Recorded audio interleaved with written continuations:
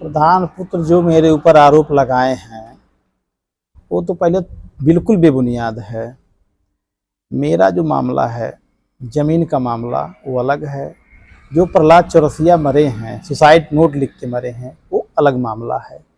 प्रधान पुत्र जो है इस मामले को उलझाने के नाते, मुकदमा उलझाने के नाते जो है केस को डाइवर्ट कर रहा है कि मामला दूसरे तरफ हो जाए और मामला वो मुकदमा कमजोर हो जाए। मेन मामला उसमें ये है जो मेरा जमीन का मामला है। जमीन के मामले में हम तो बैनामा खरीदे हैं, मेरा फ्रेश कागज है, उसमें कहीं कोई दिक्कत नहीं है। वो धरना दिए, धरना खत्म हुआ, वो मामला खत्म हो गया। ये प्रहलाद चौरसिया को इतना प्रताड़ित कर दिया, इतना प्रताड़ित कर दिया, तब सुसाइड किया है। और उनका गली मुनवा दिया। एक जमीन लिए थे मेन रोड पे, 56 लाख में लिए थे प्रहलाद चौरसिया, उस सुसाइड नोट में जिक्र भी किए हैं। उस जमीन में कुछ रकबा मामला था, वो 5 साल बाद उनके जमीन में जो है जबरदस्ती कब्जा करवा रहा था और बार बार उनसे विवाद करने के लिए प्रताड़ना कर रहा था। तब वो अगला आदमी सुसाइड नोट लिख के आत्महत्या किया है। और जहां तक रह गया, मेरे ऊपर आरोप लगा रहा है गंगाराम कि मेरे साथ वो खाना खाए थे। तो इसका तो मेरा मोबाइल नंबर जो भी है, कप्तान से मैं कह रहा हूं चैनल के माध्यम से, मेरे मोबाइल का नंबर जो है उसको लोकेशन टेस्ट करवा लें। और लोकेशन नहीं करवाने, जब वो तहसील में ड्यूटी पीरियड में वो जहर खाए हैं उस समय हम अपने घर में सो रहे थे। आपने बच्चों का एडमिशन कौन से स्कूल में करवाया है? हमने तो आनंद नगर महाराजगंज के best English medium school scholars academy में बच्चों का एडमिशन करवाया है। स्कॉलर्स एकेडमी में क्या क्या सुविधाएं हैं? Play group to 12th standard, CBSE affiliated मान्यता प्राप्त, अनुभवी व शिक्षित अध्यापक, खेल का मैदान व कंप्यूटर लैब्स, CCTV कैमरों की सुविधा है।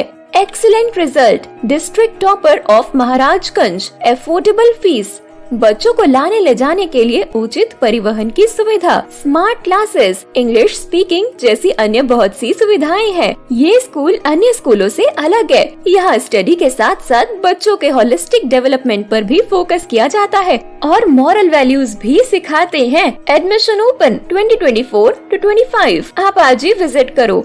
Scholars academy, south bypass, Anand Nagar, Maharajganj, UP।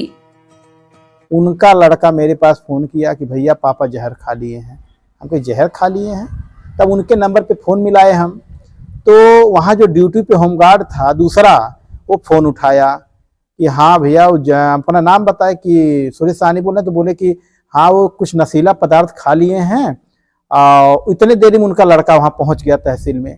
तो हमसे फिर बोला था, हम कहे एक काम करो, पहले उनको बनकटी ले जाओ। तो कहा कि नहीं आप आइए, हम नहीं जा रहे थे। कहा रहा नहीं आप आइए, अच्छा बनकटी ले चला, हम आवा थी। बनकटी हम गए, इतना उनका शरीर बदबू कर रहा था सल्फास खाने के नाते कि वहाँ कोई मतलब है बिल्कुल बगल में कोई खड़ा नहीं हो पाता। तो हम लोग वहाँ पे थे, बाकी जो SO साहब आए, जो भी कानूनी प्रक्रिया था, सुसाइड नोट वहाँ पे लोग निकाले। हम वहाँ बॉडी के पास भी नहीं गए, हम अपना दूर थे क्योंकि वो बदबू कर रहा था उनका शरीर। उसके बाद हम लोग अपना घर चले आए।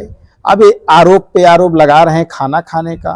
खाना का मेरे साथ तो चाय नहीं प्रहलाद चौरसिया पिए हैं, और खाना तो बहुत दूर है। वो खाली केस को कमजोर करने के नाते गंगाराम खाली जो है डाइवर्ट कर रहा है कि खाना खाए हैं, चाय पिए हैं, पानी पिए हैं, कुछ नहीं खाए हैं।